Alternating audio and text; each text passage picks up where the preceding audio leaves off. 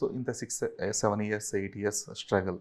ఆ తర్వాత పెంగ్విన్ థియేటర్లో రిలీజ్ అవ్వాల్సిన సినిమా బికాస్ ఆఫ్ లాక్డౌన్ అది ఓటీటీ రిలీజ్ అయింది. And that two it got so much negative reviews what ever the talk is. So దాన్ని ఎలా ప్రాసెస్ చేసుకోగలిగారు? అది డైరెక్ట్ ఓటీటీకి తీసుకోలేదు అప్పుడు. అది మేము థియేటర్కే ట్రై చేసాము. అది యాక్సిడెంటల్గా అది వచ్చింది. ఆ ఓటీటీ వల్ల మాకు కొంచెం నెగిటివిటీ ఎక్కువ స్ప్రెడ్ అయింది. Mixed reviews. అది 40% పాజిటివ్ అంటే 60% నెగిటివ్. అది డామినేట్ చేసింది అప్పుడు. సో ఆ నెగిటివ్ వల్ల నేను కొంచెం షెల్కి వెళ్ళాను. అది ఓకే, ఎలాగైనా అది సరి చేసుకోవాలి. Because I don't have a point the position where I was standing. I cannot look back and I go. Because అప్పుడే 7-8 years అయింది, ఒక గ్యాప్ వచ్చింది. సో మళ్ళీ I cannot go and join anywhere.